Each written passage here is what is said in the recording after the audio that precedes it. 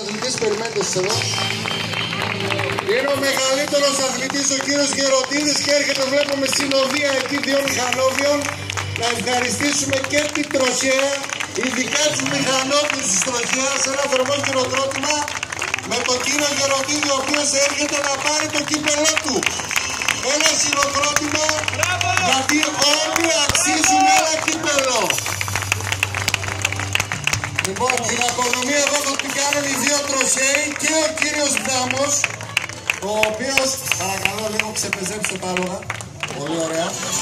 Μην σας έχουμε μόνο για κατσάδιασμα. Λοιπόν,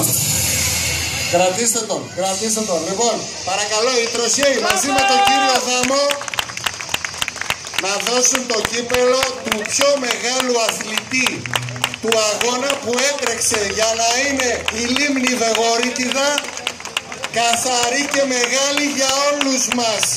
Η πιο βασιά και η πιο όμορφη λίμνη της Ελλάδας.